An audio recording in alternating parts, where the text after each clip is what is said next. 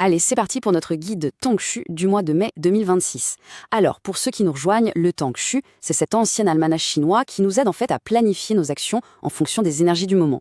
Et je vous préviens, après un mois d'avril qui était plutôt tourné vers l'intérieur, là, on s'attend à un changement d'ambiance radical.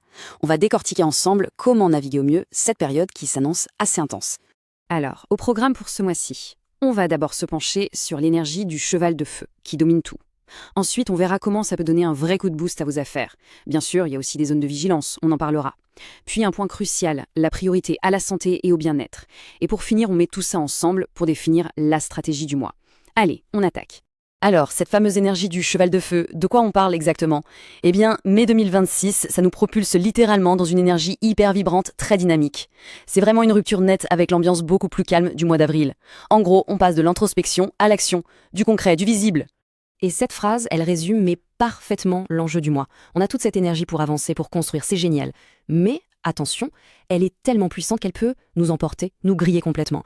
Donc le mot d'ordre, ça va vraiment être de canaliser cette force avec une discipline de fer quasi militaire pour ne pas finir sur les rotules. Bon, et concrètement, sur le plan professionnel, ça donne quoi? Eh bien, c'est là que ça devient super intéressant. C'est un mois qui peut être exceptionnel pour faire avancer les projets. C'est vraiment le moment de construire, de signer des contrats et surtout de poser des fondations bien solides pour l'avenir.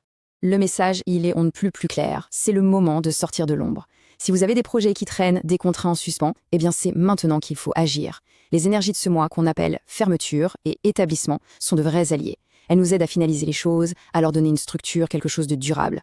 Évidemment, le point crucial, c'est de savoir quand agir. Et là, on a des clés super précieuses. Alors, sortez les agendas, notez bien ces dates. Le 1er, le 5, le 7, le 13 et le 14 mai. Ça, ce sont vos journées en or. Les jours parfaits pour les grandes annonces, les lancements ou pour signer de contrats importants.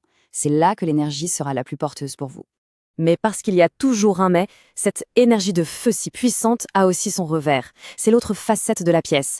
Toute cette intensité, ça peut mener à de la précipitation, de la fatigue, des erreurs d'inattention. Bref, il est absolument crucial de savoir aussi quand il faut ralentir.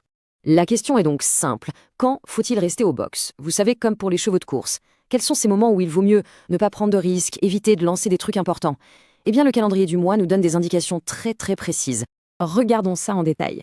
D'abord, les 4 et 16 mai. Attention, ce sont des jours de choc. L'énergie est électrique, vraiment imprévisible. Le conseil est donc simple, on évite les décisions impulsives, on reste discret. Ensuite, le 10 mai, on a une étoile de petite maladie qui plane. C'est le signal pour lever le pied, privilégier le sommeil, ne pas forcer. Et enfin, le 22 mai, une journée marquée par le danger. Là, c'est prudence maximale, surtout dans les déplacements ou les activités à risque. Et tout ça, ça nous amène à un point qui est peut-être le plus important de tout ce guide, la santé et le bien-être. C'est notre carburant. Vous pouvez avoir la plus belle voiture de course du monde, sans carburant, elle reste au garage. Eh bien ce mois-ci, notre corps, c'est cette voiture de course. Il faut en prendre soin. Là-dessus, le Tangshu est vraiment formel. Votre corps est votre priorité absolue ce mois-ci. L'accélération du rythme, cette énergie de feu, ça peut littéralement vous couper les jambes. Ce n'est vraiment pas le moment de tirer sur la corde ou d'ignorer les signaux de fatigue. Parce que l'épuisement, lui, il guette au tournant. Ok, mais alors, comment on fait concrètement? Eh bien, le guide est super clair. Il nous donne la solution, 2 fenêtres de récupération obligatoires. Ce sont le 9 et le 16 mai. Et quand je dis obligatoire, ça veut dire que ce n'est pas « Ah, je vais peut-être me reposer si j'ai le temps ». Non. Ce sont des moments à bloquer dans l'agenda pour recharger les batteries. Si vous vous sentez vidé, n'insistez pas. C'est l'énergie du mois qui vous dit de faire une pause. Bon, on a vu les opportunités, les risques et l'importance capitale du repos. Maintenant, comment on assemble toutes les pièces de ce puzzle? C'est quoi le secret, la stratégie gagnante pour réussir son mois de mai? La réussite en mai, finalement, c'est quoi? C'est tout un art. C'est l'art d'alterner entre l'offensive pure et la pause stratégique. C'est comprendre que ce n'est pas une course de vitesse, mais une course d'endurance. Il faut savoir quand accélérer à fond et quand s'arrêter au stand pour faire le plein, pour structurer ses efforts sans se brûler les ailes. Et en fait, la stratégie est assez simple. Elle se résume à un rythme en 2 temps. Étape 1, l'offensive. Là, on met le baquet. On utilise les fameuses journées en or qu'on a vues tout à l'heure pour avancer, pour signer, pour lancer. Et puis, étape 2, la pause stratégique. On lève le pied. On respecte scrupuleusement les jours de vigilance et surtout les jours de récupération. C'est ce balancement qui fait tout. Et un dernier petit conseil pour la route, un conseil du guide. Pour vous aider à maintenir cette structure, vous pouvez vous appuyer sur l'énergie de vos alliés du mois, le tigre et le chien. Pensez à eux comme des forces qui aident à canaliser l'impulsivité, l'impétuosité du cheval de feu. Ils vous aideront à garder le cap, à ne pas vous disperser.